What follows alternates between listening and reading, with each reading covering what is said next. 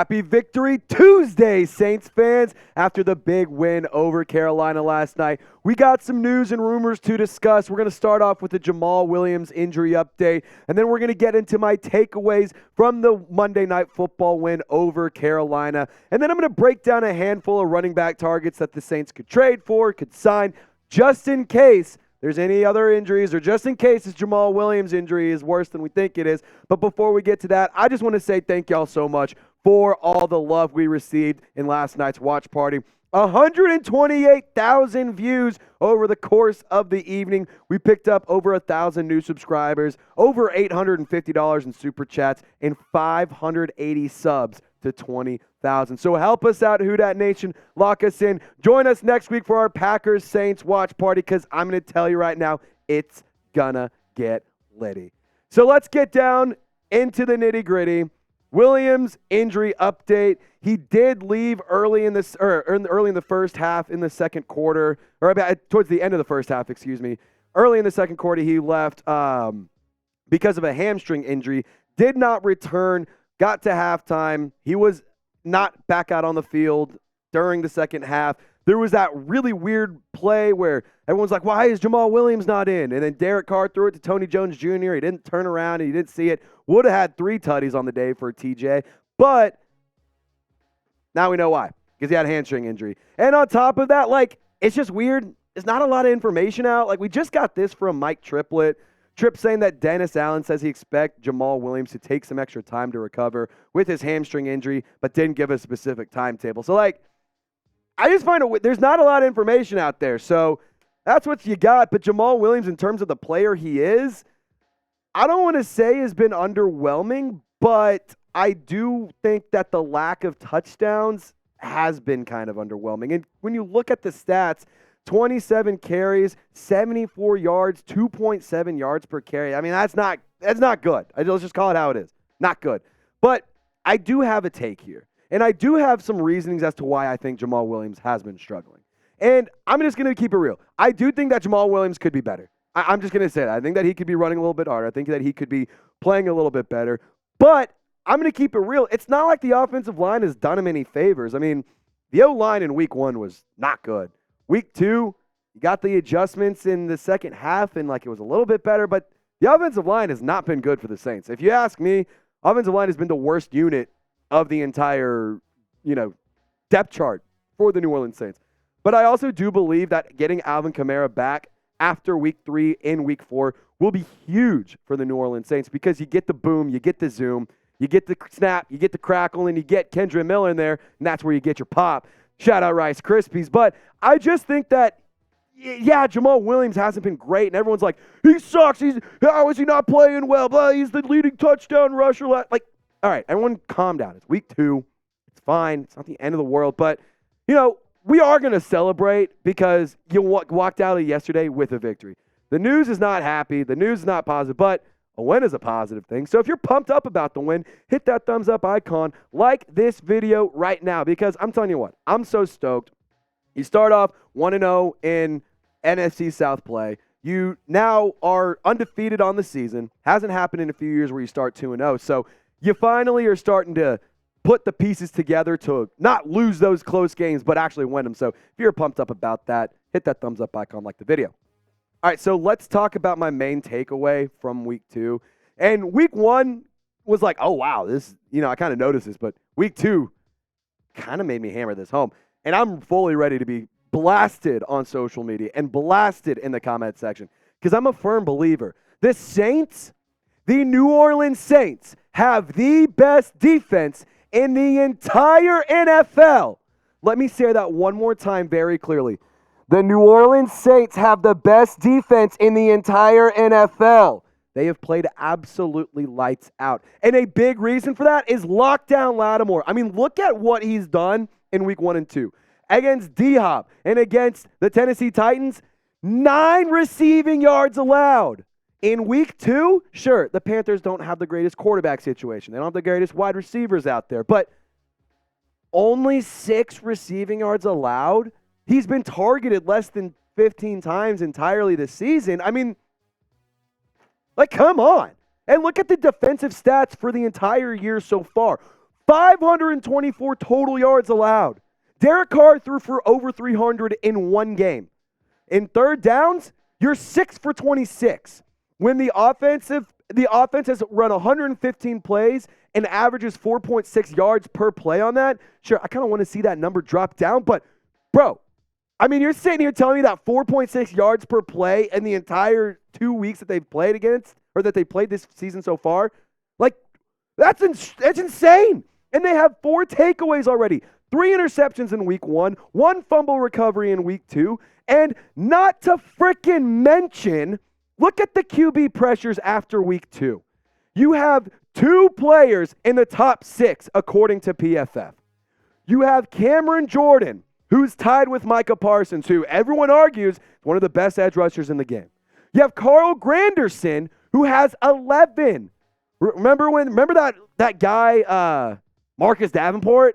Yeah, could never do that. Could absolutely never do that. You want to know why he wears a big fat 0 in Minnesota? Because he ain't getting any pressures. He ain't getting any sacks. And just a massive credit to Dennis Allen. Man, I'm so tough on DA, and I'm really hard on him, giggity. But I will say this. You did something the Dome Patrol didn't even do.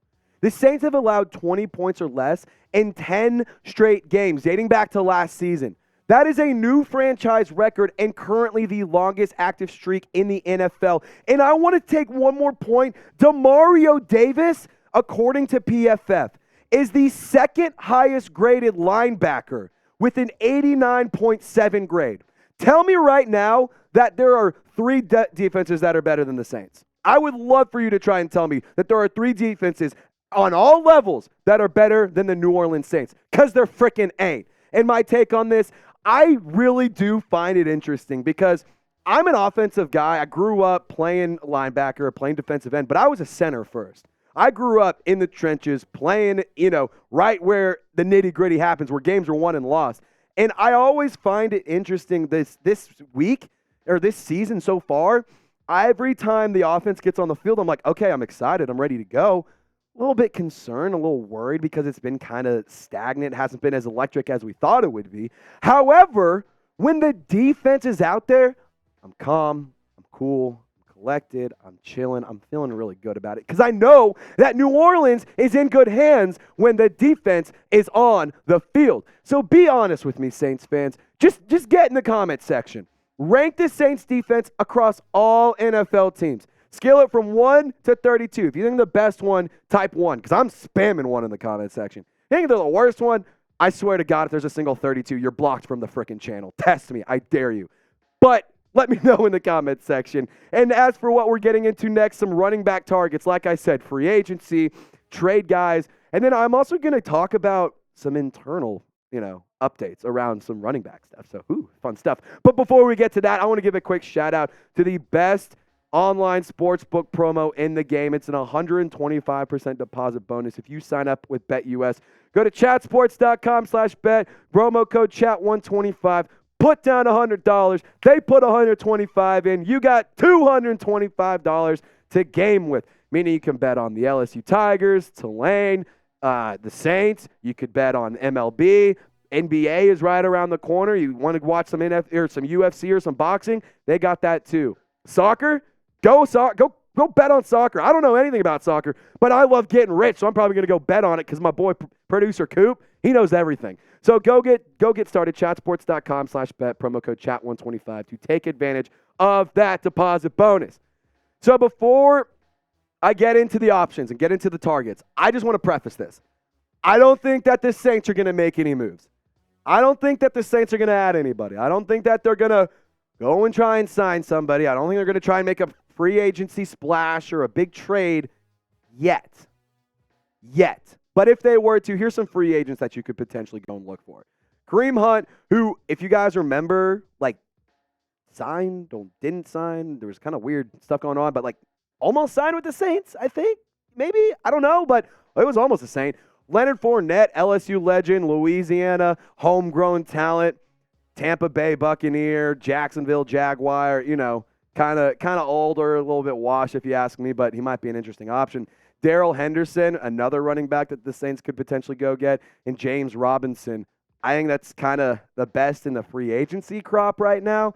But in terms of Kareem Hunt and Leonard Fournette, I think that Lenny and Kareem are the two best options on that list. So here's the statistical breakdown from last season. You can see 123 carries as compared to 189. 468 versus 668. And Kareem Hunt actually more productive on the ground, but in the air, Leonard Fournette does have the edge, and he did have 6 total touchdowns as compared to Kareem Hunt. And just kind of referring to that weird report that was going on earlier, remember this back in August? Diana Rossini tweeting out, the New Orleans Saints are expected to sign both Kareem Hunt and Anthony Barr if both players pass their physicals are in shape per source. Neither of them are on a team. Neither of them are on a team right now. Again, that was weird. That was a weird thing that happened. Don't shoot the messenger. I don't know. It's weird, but I'm gonna keep it real. I'm good on I'm good on Kareem Hunt. I'd rather go Leonard Fournette here. I think that Leonard Fournette could replace Jamaal Williams more than Kareem Hunt. He's a bigger guy. He has a little bit less. I think that he has a little bit less miles on him.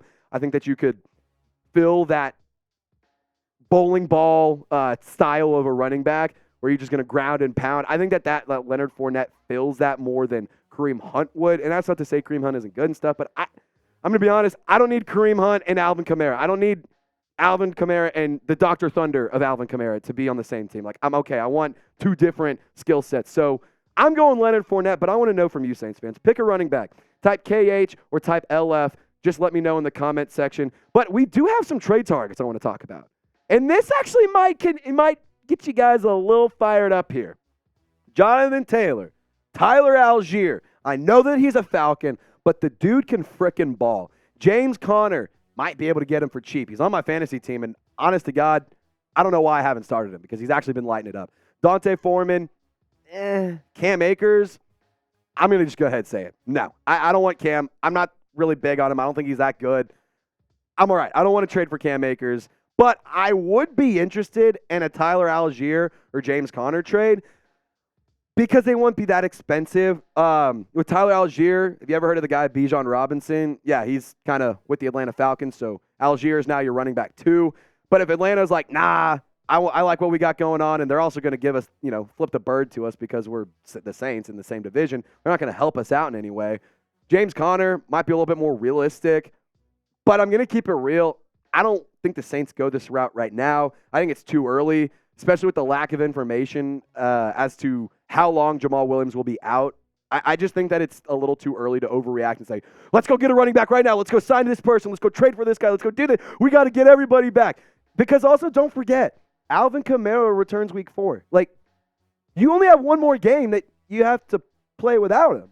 And then after that, you got your starting running back. Say that 10 times fast. After week 3, you get AK-41 back in the lineup. So I think I'm good. I truly do think I'm good. And not to mention, you also have Kendre Miller, and injury updates around him are pretty positive. Everyone's saying that, he was kind of not a healthy scratch. It was a precautionary reason as to why he didn't play yesterday. I think that it's, worth keeping the guys around. Dennis Allen seems pretty calm about it. If he's not worried about Jamaal Williams saying, oh, he's going to be out for 6-7 weeks. He's not going on. Like, that's my point about this. I think it's too early to be like, hey, let's go do this. Let's go do this. Let's go do this. It's week 2. You want to take a breath, relax, let's get the team back together, and then let's reevaluate. I just think that it's too early to say, go sign, go trade, go add this, go add that. Like, no, I'm good. You have running backs. They're a little banged up. One of them suspended. Get them all back into the field together. Kendre Miller should be ready to go. He was pretty much ready to go last week. So I think that's just worth, kind of keeping in mind.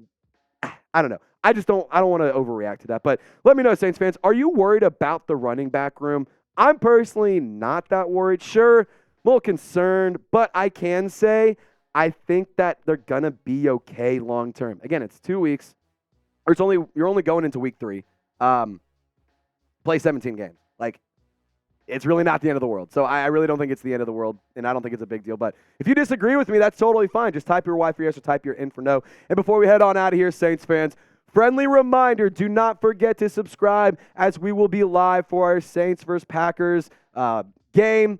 It's going to be a lot of fun. We're going to be in a brand new studio, so we got to break that in. We're going to have a lot of fun in there. And on top of that, you're going to get a lot of pre-game coverage, recaps and news and updates and all sorts of stuff throughout the entire season. And we're also going to have the best fan interaction on the internet.